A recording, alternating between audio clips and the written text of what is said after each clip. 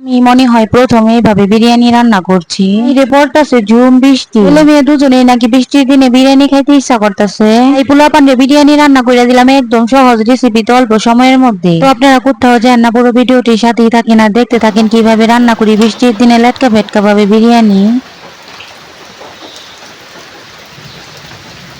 বৃষ্টির পানিতে একদম থই থই করছে, বন্যা হয়ে গেছে।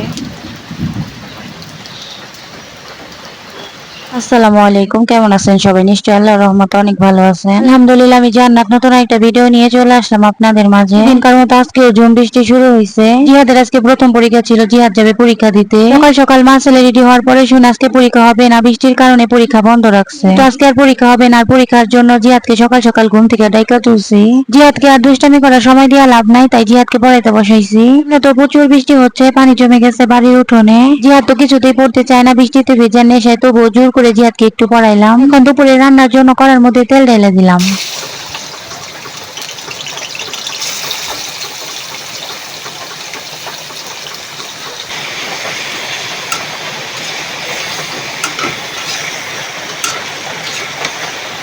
প্রচুর পরিমাণে বৃষ্টি হইতাছে, তাই পোলাপানে বাইনা ধরছে আম্মু বিরিয়ানি রান্না কইরা দাও আজকে। বাচ্চারা খাইতে চাইছে, কি আর করবো, তাই ওদের জন্য অল্প করে বিরিয়ানি রান্না করে দিব। গরম তেলের মধ্যে মুরগির গোস্তের পিস গুলি দিয়ে দিছে, এখন আবার পরিমাণ মতো লবণ দিতেছি। লবণ দিয়ে হালকা করে ভাইজা নিমু, ভাজার দরকার নাই খুব বেশি। দিক দিয়ে আমার আব্বার ফার্মের ব্রয়লার মুরগির বিরিয়ানি রান্না করতেছে, আরেক দিক দিয়ে এই যে দেখেন টাপুস টুপুস কইরা কত সুন্দর পড়তাছে বৃষ্টি।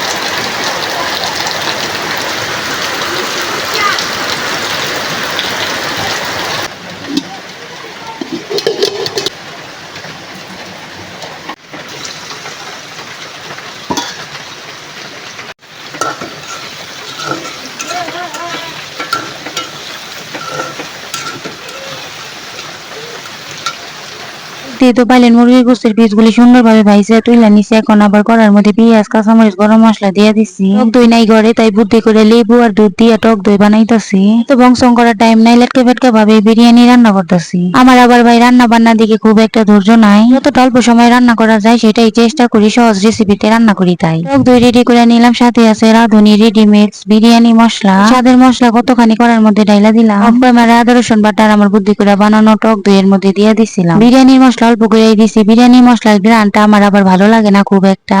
অল্প মশলাপাতি দিয়ে রান্না করা যায় ততই আমার কাছে স্বাদ লাগে। এখন টমেটো সস কতখানি দিয়ে লই আগে। গবগবায় কতখানি টমেটো সস দিয়ে দিলাম এর মধ্যে। টমেটো সস দিলে বিরিয়ানির সাথে সাথে সুন্দর একটা কালার আসে। যদিও আমার কাছে সাদা ভেটকি না বিরিয়ানি বেশি স্বাদ লাগে, সবসময় তো সাদা বিরিয়ানি রান্না করি, তাই আজকে ভাবলাম বিরিয়ানি রান্না করি একটু অন্যভাবে। এই যে দেখেন আরো মশলা আছে, এখন আমি ম্যাজিক মশলা ডাইলা দিব এর মধ্যে। ম্যাজিক মশলার স্বাদের তো কোনো তুলনাই হয় না, খুব কাজ করে খাবারের টেস্ট বাড়াইতে। গইনা গইনা 3 প্যাকেট ম্যাজিক মশলা দিয়ে দিব আমি এর মধ্যে। আজকে আমি বিরিয়ানি রান্না করবো একটু উল্টা পাল্টা ভাবে, একদম অল্প সময়ের মধ্যে সহজ রেসিপিতে স্বাদের দিক দিয়ে ঠিক রেখে। রান্না হলো একটা আর যে যেভাবে ইচ্ছা সেভাবে রান্না করতে পারে, তাই আমি মাঝে মধ্যে আমার মন যেভাবে চাই সেভাবেই রান্না করি। উল্টা পাল্টা ভাবে রান্না করলেও খারাপ লাগে না, কিন্তু খাইতে ভালোই স্বাদ লাগে। আর জিরা গুঁড়া দিতে ভুলে গেছি, জিরা গুঁড়া দিয়ে লইয়া। তো এখন আমি কতখানি জিরা গুঁড়া ডাইলা দিলাম এর মধ্যে।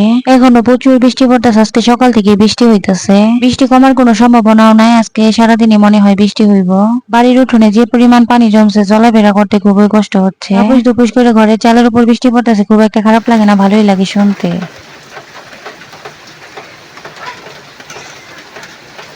লবণ দিতে ভুলে গেছিলাম, এখন আমি পরিমাণ মতো লবণ দিয়ে দিলাম এর মধ্যে। লবণ ঠিকঠাক মতো না হইলে রান্নার স্বাদই ওঠে না। কম হইলে তো লবণ নিয়ে খাওয়া যায়, কিন্তু বেশি হইলে তো খাওয়াই যায় না। ভাইবেন না আবার নিজের প্রশংসা নিজে করছে, মশলা কষানোর সময় দারুণ একটা গ্রান বের হইছে সত্যি। যদিও এটা খাওয়া ঠিক না, তবুও টেস্ট বাড়ানোর জন্য একদম অল্প করে টেস্টি লবণ দিয়ে দিতেছি। টেস্টি লবণ আমি রান্নার সময় কমই ব্যবহার করি, কারণ এটা স্বাস্থ্যের জন্য অনেক ক্ষতি। মাঝে মধ্যে রান্নার টেস্ট বাড়ানোর জন্য ব্যবহার করি, তাই আজকে অল্প করে একটু দিয়ে দিলাম বিরিয়ানির স্বাদ বাড়ানোর জন্য।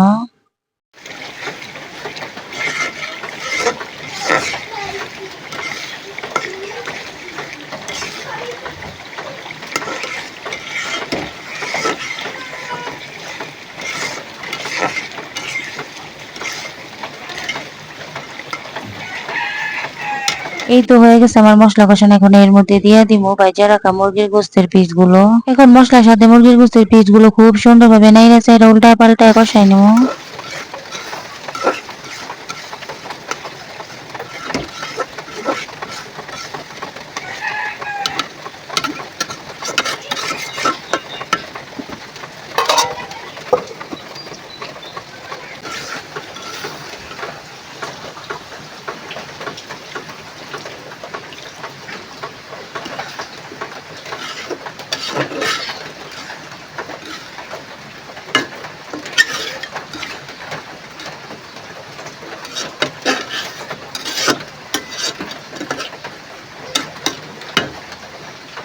মুরগির গোস্ত কষানো হইতে হইতে দেখতে আমি বিরিয়ানির জন্য চাল ধুয়ে নিলাম খুব সুন্দর ভাবে। মাংস কষানো হয়ে গেলে এরপর আমি মাইখা চুকা বসাই দেবো রাইস কুকারের মধ্যে, দিয়ে আবার একটু লবণ দিয়ে দিলাম বিরিয়ানির চাউলের মধ্যে। আপনারা সবাই দেখেন একটু ক্ষমার দৃষ্টি যদি থেকে থাকে কোনো ভুল ত্রুটি আমার ভিডিওতে বা কষার মধ্যে।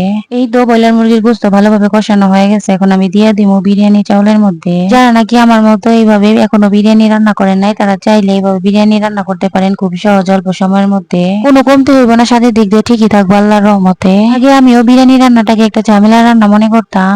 যারা গৃহিণী আপুরা বিরিয়ানি রান্নাটাকে অনেক ঝামেলার মনে করেন, তারা চাইলে আমার মতো একবার হইলে এইভাবে রান্না করে ট্রাই করতে পারেন। আমারও বিরিয়ানি রান্নাটা খুব কঠিন মনে হয়, তাই আমার যেভাবে সহজ মনে হয় আমি সেভাবে রান্না করি। কিন্তু বিরিয়ানি রান্না করার কোনো সাহসই হতো না, এখন যেভাবে মন চায় সেভাবেই রান্না করি, স্বাদের দিক দিয়ে ঠিকই থাকে। যে কোনো কাজই হোক না কেন মন দিয়ে করলে সেটা সুন্দর হয়। যে জিনিস দেখতে সুন্দর সেই জিনিস খাইতেও খুব মজা। পর্যায়ে আমি কতখানি দুধ দিয়ে দিলাম, এর মধ্যে কয়েক টুকরা কাঁচামরিচও আছে বিরিয়ানির স্বাদ বাড়াতে।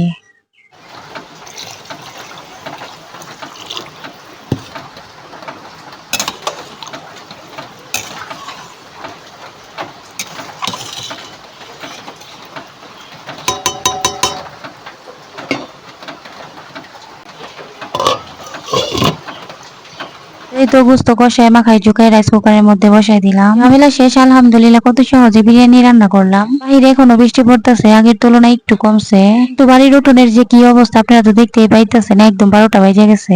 উঠোন পুরোটাই সুইমিং পুল হয়ে গেছে, চাইলে নৌকাও চালানো যাইবো। মনে হইতেছে পুকুর পাড়ে আছে, আমি একটু পা ভিজে আসলাম বাড়ির উঠোনের পানিতে। দেখে মনে হইতেছে আমি খুব আনন্দে আছি। আরে না, বাড়ির উঠোনে পানি জমা থাকলে কি যে কষ্ট হয় সেটা শুধু আমরাই বুঝতে পারি। যাদের এলাকায় নাকি বন্যা হয়েছে, বাড়িতে বাড়িতে পানি উঠে গেছে, তাদের যে কত কষ্ট সেটা একটু হইলেও টের পাইতেছি। আমার বোঝ হওয়ার পর থেকে আমি কখনোই আমার বাবার বাড়িতে দেখি নাই বাড়ির উঠোনে বন্যার পানি উঠছে, কিন্তু বিয়ের পর দেখতে পাইতেছি বৃষ্টির পানি দিয়ে বন্যা হয় শ্বশুর বাড়িতে। মাশাআল্লাহ মাশাআল্লাহ, এই যে দেখেন আমার বিরিয়ানি রান্না কমপ্লিট একদম অল্প সময়ের মধ্যে। জানি না ক্যামেরায় কেমন দেখা যাইতেছে, কিন্তু আমি যেরকম রান্না করতে চাইছিলাম ঠিক সেরকমই হয়েছে। তো দেখতে দেখতে আমার ভিডিও একদম শেষ পর্যায়ে চলে আসে। যারা নাকি খুব কষ্ট করে ধৈর্য সহকারে ভিডিওর এই পর্যন্ত দেখছেন কিন্তু একটা লাইক দিতে ভুলে গেছেন, আমার মিষ্টি আপুরার ভাইয়ার আঙ্কেল ও আন্টিরা কিপটামি কইরেন না, একটা লাইক দিয়ে আপনাদের মূল্যবান মতামতটি কমেন্ট বক্সে কমেন্ট করে জানাই। আর যারা খিচুড়ি আর বিরিয়ানি লাভার আছেন তারা এই বৃষ্টির দিনে বেশি বেশি করে খিচুড়ি আর বিরিয়ানি রান্না করে খান। সাথে ভিডিও ভালো লাগলে যারা নতুন আছেন তারা ইউটিউব থেকে দেখে থাকলে একটা সাবস্ক্রাইব করে দিয়েন, আর যারা ফেসবুক থেকে দেখতেছেন তারও একটা ফলো দিয়ে দিন। পরবর্তী ভিডিও দেখার আমন্ত্রণ জানিয়ে আজকের মতো বিদায় নিচ্ছি। সবাই ভালো থাকবেন, সুস্থ থাকবেন। ধন্যবাদ সবাইকে পুরো ভিডিওর সাথে থাকার জন্য। আল্লাহ হাফেজ।